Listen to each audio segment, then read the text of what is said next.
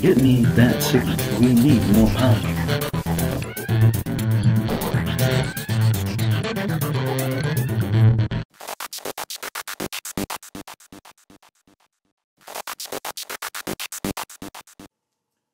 Today I'm speaking with actor Doug Jones. Doug has played many famous roles throughout his career, including Abe Sapien from Hellboy, the Silver Surfer from Fantastic Four: Rise of the Silver Surfer, the title role in Pan's Labyrinth, Deathbolt on both Arrow and The Flash, and Cochise on Falling Skies. In addition to his film work, Doug has also had an impressive career on the stage and in voiceover work in both video games and animated series. And Doug, thank you so much for taking a few minutes to talk to me today. Well, thank you for having me. So my first question is, now you grew up in Indianapolis, and I'm Chicago born and raised myself, so we were practically neighbors. Have you ever spent any time in the Windy City, either as a youth or in your acting career? Yes, actually more in my acting career than in my youth. Let's see, my dad used to bring us up here to Chicago whenever his favorite baseball team was the Detroit Tigers. And whenever they would play the White Sox, we would make a trip up here if it was a home game in Chicago for you guys.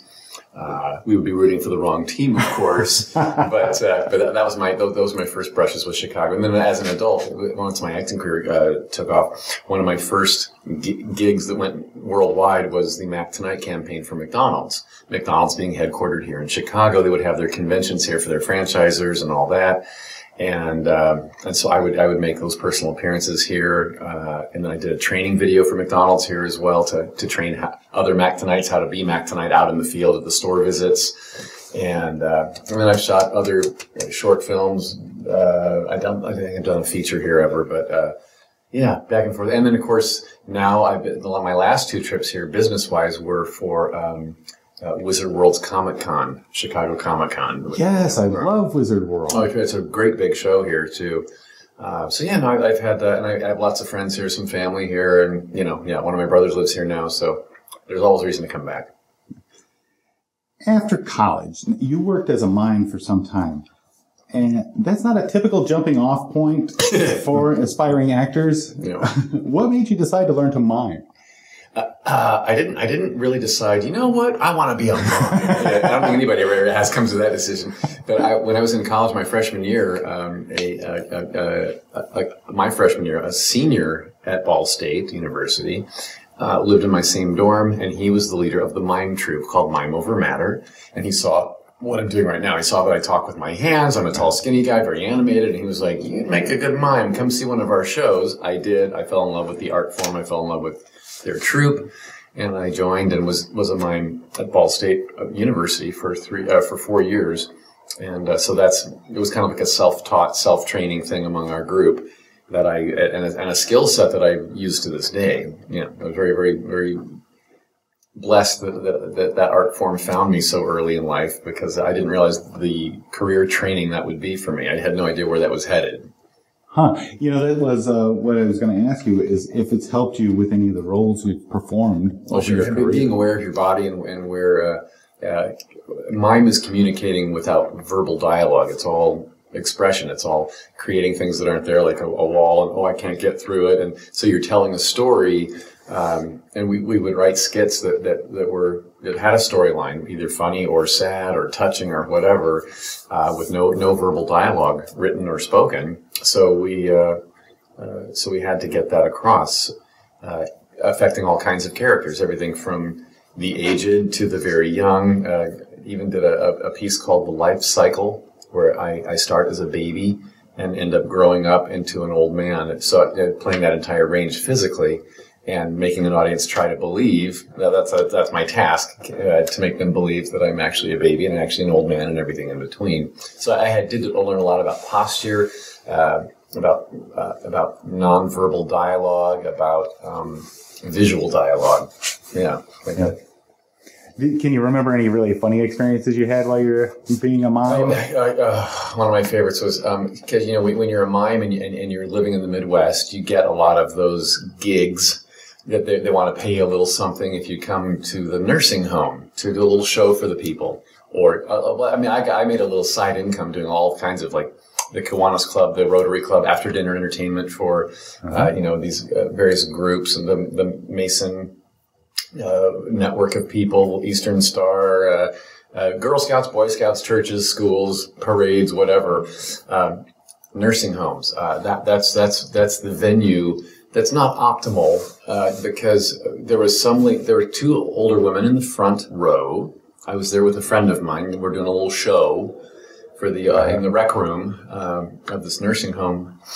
And right in front of us, we had music playing, and we were acting things out, and doing our little skits. And at some point, they're both hard of hearing, so they're yelling at each other. One of them yells, I can't understand a word they're saying.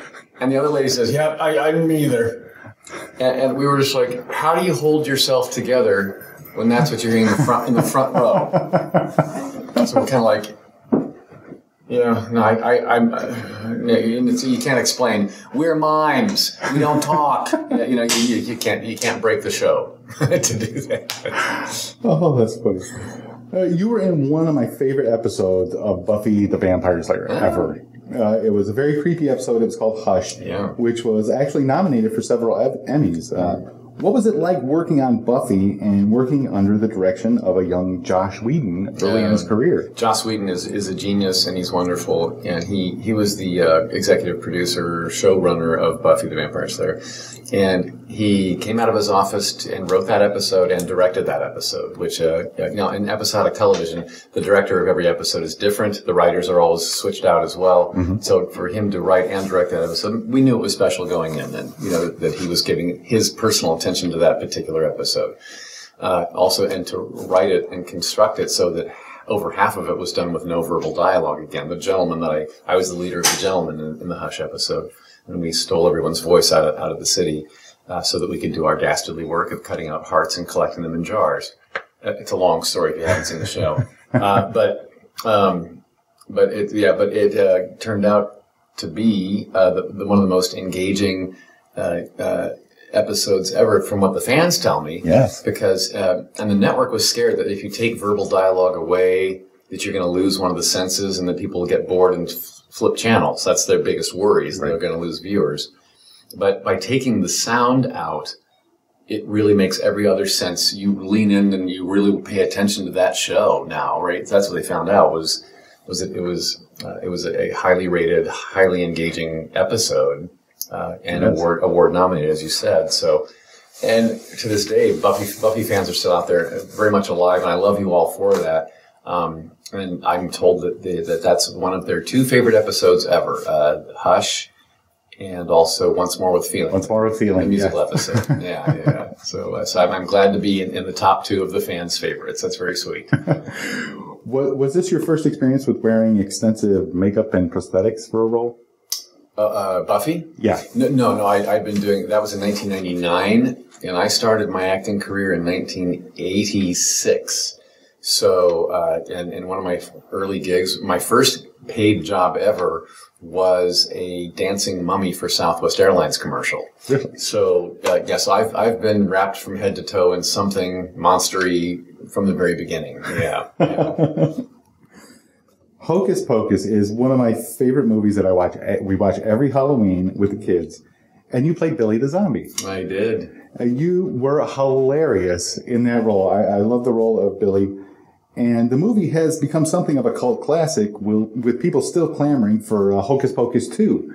Do you have any memories of your experiences working on that set? I could talk an hour just on this alone. I loved Hocus Pocus, and what a fulfilling experience that was. Well, yeah, when you're doing a family-friendly, lighthearted, comedic Disney movie, mm-hmm.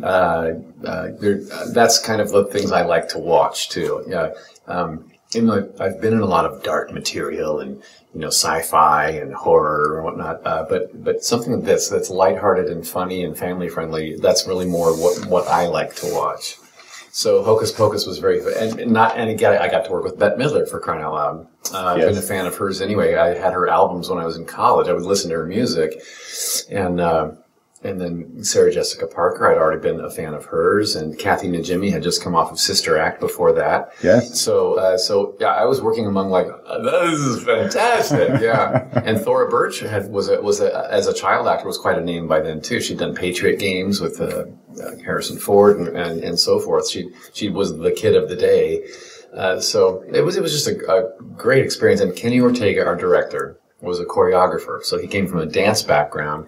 And he directed his film work before that had included Newsies, big musical. Yes, yes. So he had, and as a dancer, he understood that my role of Billy Butcherson, the goofy zombie, was very physical. And so the auditions he held for Billy Butcherson were in a dance studio because he wanted to see you move from point A to point B. How do you get there? So he was very conscious of filling the frame with elbows and knees and feet, and where do they all go? So we understood each other very, very well. I just love Kenny Ortega. Awesome. Now, one of your most famous roles has been as Abe Sapien in the Hellboy movies. How did you get cast for that role? As I got cast for many of the roles that I do, the creature effects makeup industry, the people who make the monsters for movies that create the look, have been my biggest champions. So I got a phone call from Steve Wang, who was designing the Abe Sapien character at the Spectral Motion Creature Effects shop, saying, "Hey, I've got a director here who says he knows you, and we're working on a movie, and your name came up today, and we think you're perfect for this role." That's how I got the call. So the story's longer than that, but I met Guillermo del Toro, the director that he was talking about, on Mimic about 5 years before that in 1997. Now it's 2002, and I'm getting a call for Hellboy. So I was on Mimic as one of the bug guy creature things that took over the subways of New York City. Only worked on it for about 3 days, but had a nice connection with Guillermo del Toro. That was his first feature film in America ever. It was his first studio, big budget American movie. So he wasn't as well known then. And then 5 years later, he had already done Blade 2 by then, I think, if I'm not mistaken. Yeah, before Hellboy, and Mimic then. So he was gaining some reputation and some clout. So to reunite with him on Hellboy was what really cemented our relationship. We really understood each other as director and actor, and developed a shorthand. And another one of those directors I really understood, and we get each other. And he doesn't have to say much, and I know what he's talking about, and he knows what buttons to push in me. So it was a really wonderful connection. So there you go. And Hellboy was the movie that started changing things for me, and because my relationship with Guillermo del Toro is where my career took off from there, really. How was it working with Ron Perlman and life on the Hellboy set? No, Ron Perlman is an actor's actor. Every actor wants to know what it's like to work with Ron Perlman, and he's wonderful. He's wonderful. He's so intelligent, educated, well-spoken, well-read. So anybody who has gathered information and seeks it and hungers for it is a great performer usually, because they have a library of a lot of stuff in their head to use. Ron Perlman is one of those actors. And he's also can be a grumpy old fart, and he'll be the first to admit it. But when you're in his family, and I'm like a little brother to him, and he's like a big brother to me, and I just love him madly. If he's ever grumpy, it's not because he just wants to be grumpy, it's because he's protecting someone. And I've been the recipient of that protection many a time. So he can be as grumpy as he wants if he's looking out for, he has a very, an innate sense of justice. If things aren't running properly, if everyone's not being treated fairly, that'll bother him. And so I admire that. I admire that very much about him. And he's very protective, and he's a very loving man, even though he's played some gruff characters too, like on Sons of Anarchy, and Hellboy himself is like the but and he and I have both mentioned this before, that in real life we reflect our Hellboy characters. He's very much like Hellboy. I'm very much like Abe Sapien, and so I'm the kinder, gentler, and he's the more smoke a cigar and cuss, so we do kind of reflect our characters and get along really well because of it too. You reprised the role in Hellboy 2 and in the Hellboy video game, and I believe several animated series as well. 2, yeah. Was this your first experience with voice acting in a game or animated series? The Hellboy, the name of the game was The Science of Evil. That was my first video game voicing ever. Yeah, that was different because there's so many options. Everything you click or play or all the options that can happen in a game, you have to have something to reflect that option. Right. So you're playing a story in many different ways with many different endings and that kind of thing. So it was different. Those were really different for me. The animated films were also different because I did all of my dialogue interacting with Selma Blair, with Ron Perlman, with John Hurt, everybody over those 2 movies by myself in a sound booth with a microphone and a director. So we didn't have the interaction with other characters that you do on a film set. So you're just, you're doing one line at a time, repeating that line with whatever intention, and they're going to piece it together and compile it all together later. So that does make it a different animal for sure. But when you're doing voiceover work, you don't have to go through 5 hours of makeup, so that's the plus. Definitely a plus. Now, Ron Perlman's been campaigning hard for Hellboy 3, and I believe he's even enlisted your help in the battle. Do you think there's any chance it could possibly happen? Wouldn't that be nice? Other properties have been successful at gathering audience support, fan support, to get something to happen.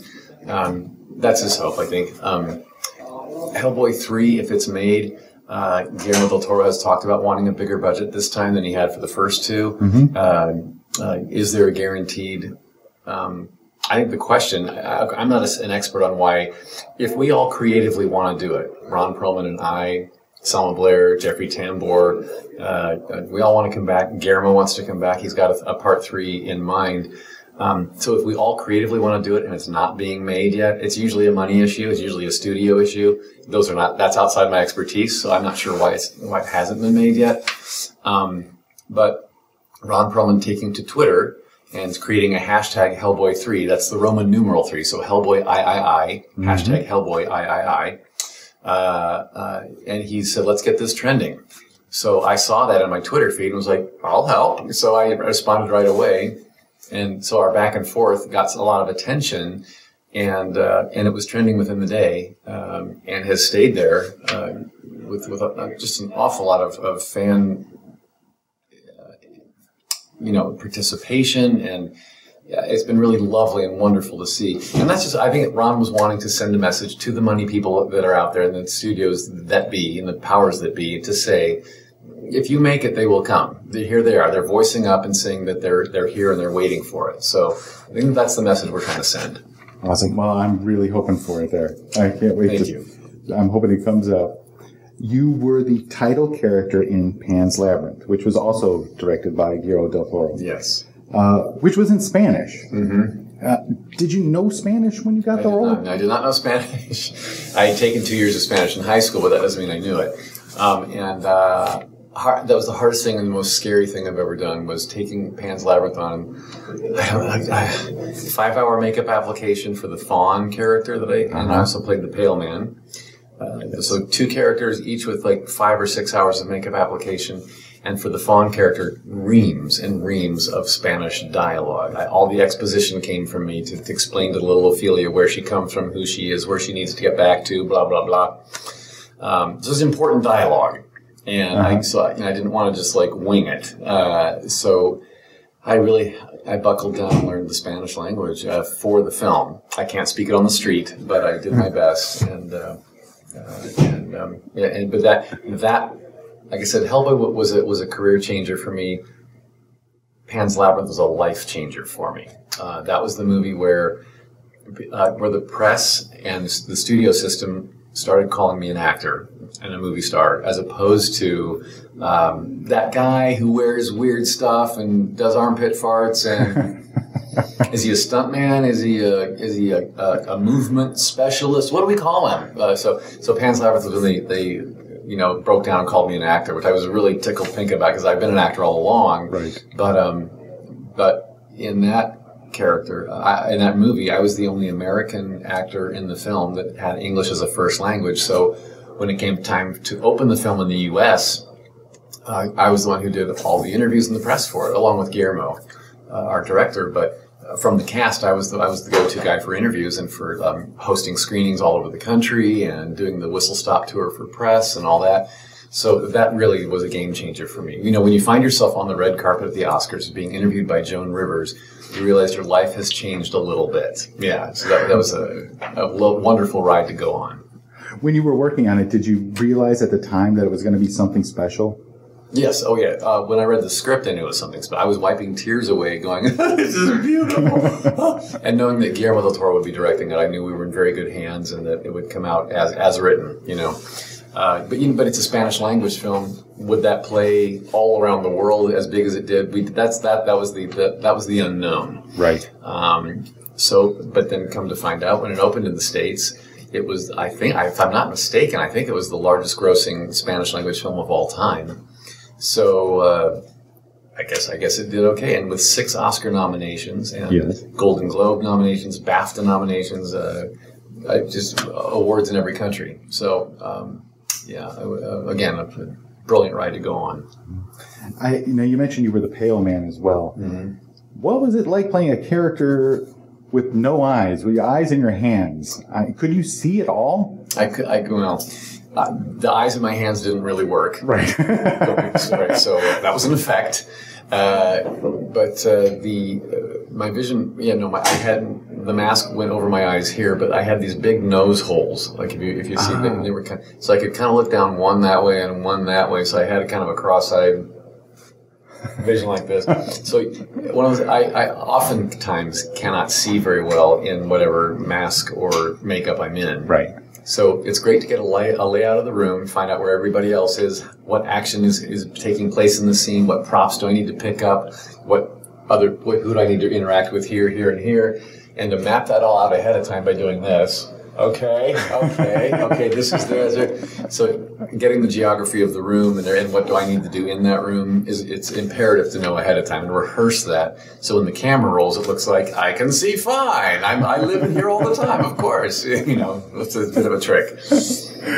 How did they go about turning you into the Silver Surfer in Fantastic Four: Rise of the Silver Surfer? Wasn't I pretty as the Silver Surfer? Yes, you are amazing. I can't take any credit for it. Again, the creature effects makeup guys at Spectral Motion were brilliant and wonderful. And Weta Digital did a coating on me afterwards. It was a nice team effort there. And crawling into a beloved Marvel character is intimidating. Because the fan base out there, again, love you guys, and they're my first priority to please, more so than my director even, in that case. What the studio thought was second to what the fans thought, to me personally. So I knew I had a huge responsibility on my hands with this beloved source material. Any Marvel character is going to come with some weight and some gravity to it. Right. And the Surfer, particularly... once I got the role, I went back and looked at his origins in the comic books. I saw the Jack Kirby artwork. I read the Stan Lee's beautiful writing of the Silver Surfer's, bubble dialogue. The way he waxed poetic about the human condition and what we're doing to Earth, what we're doing to each other from an outsider's perspective. It was just beautiful. So, and the Surfer's origins, when you find out that he sacrificed himself to go into service to Galactus to save his own planet, that made the Silver Surfer even like angelic or even Christ-like. So I found even more responsibility in playing him and more love and more in my heart for playing him. Oh, by the way, do you like my name tag? Yes. I want to make sure you guys didn't forget who I was. More recently, you're the character of Cochise in Falling Skies on TNT. Can you say whether we'll be seeing more of Cochise in the final season coming up? Well, final season 5 starts June 28th. Sunday nights at 10 on TNT, 9 Central. That would be here in Chicago. I'm very excited about this final season. I'm glad that we knew we had that it was the final season going into it, so the writers could bring us to a close. They could round up the story and funnel it down to a final ending with some resolve. for all of us. And yes, you're going to be seeing more of Cochise. I'm in the entire final season. I make it to the last episode. I probably should. But we were all checking every script, every episode that came out. I was like, am I getting killed off? Because it's the last season. We can all get killed off. Like, who knows, right? So it was touch and go, every script we got. But episode 4 this year, this will be happening sometime in July. You will see a very major storyline for Cochise in that episode. I'll be reunited with my father, also played by me. I play my own dad in the show, Was-Cha-Cha-Ab. And so we have a standoff, a little face-off, a little father-son angst, a little so that was difficult to play both sides of a scene like that. I could imagine. Yeah. All right. But it's a very touching episode for Cochise. It's funny too. The writers really brought a sense of humor to Cochise this year in all the episodes. I had lots of little asides and little reactions and more culture clash, like between human and alien. But they found some humor in it, which the show needs a little laugh, a little chuckle here and there. It's so dark and so dreary. But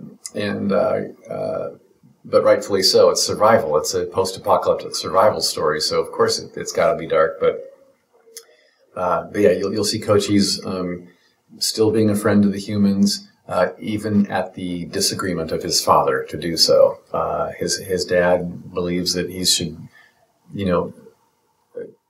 choose his allegiance more wisely, and he's a Volm, and we Volm have a higher purpose. These humans are petty, and Cochise is like a teenager going like, "But Dad, I like my new friends. Leave alone," And so he has chosen to stay on Earth on his own volition against his father's wishes. So that's kind of established. That was established last season. So he continues to stay here with a very skeleton crew of his own. In fact, at some point, he's the only Volm here.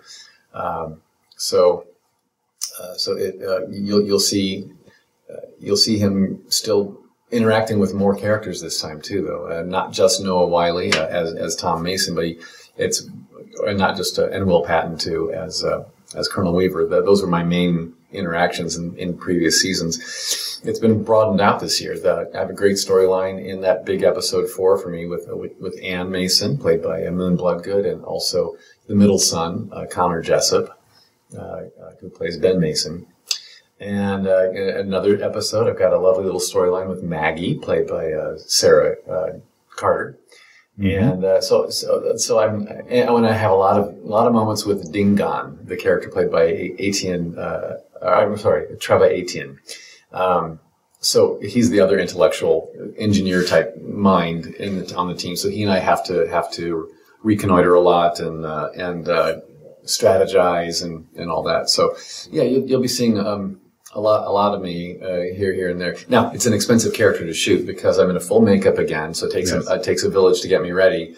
And also the post-production, they have to make those eyes come to life because it's a mask and they're stuck there. So in post-production, they look around, they have some expression to them, and then the mask is kind of thick through here, so they also enhance this movement a little bit. So the digital team is amazing what they enhance my face with. So those are expensive. So every time the camera's on me, it's an expensive shot. So they use me sparingly, but effectively. Yeah. Now, recently you played Deathbolt on both The Flash and Arrow on the CW. And spoiler alert, in the end, you're getting shot by Captain Cold. Yes. Do you think there's any chance that Deathbolt could return? When you're playing a supervillain, all bets are off. You might get killed off. And it looks like I was wounded for sure. Shot at the end of I started on the Arrow and I've crossed over to the Flash. By the end of my appearance on the Flash, I was shot by Captain Cold in the face, and with his freezy gun. Mm-hmm. Has anybody lived through that before? I don't know. And they showed me kind of like turning to the camera like, and falling out of frame, but you didn't really see me lying on the floor dead with blood coming out of my mouth. You didn't really see that. So, and then I was referred to by another character saying, "Why did you shoot him?" And originally on set, he was saying, "Why did you kill him?" But when the show came out, it was, "Why did you shoot him?" I don't want to get hung up on semantics, but that does offer the writers a little bit of leeway. If they want to bring me back, they can. If they want to leave me like dead on the floor, they can. So the future with my playing Deathbolt on either Arrow or the Flash or the spin-off show they have coming too. Oh, that's right. That's up to the writers. Awesome. Are there any other projects that you're currently involved in that you'd like to mention?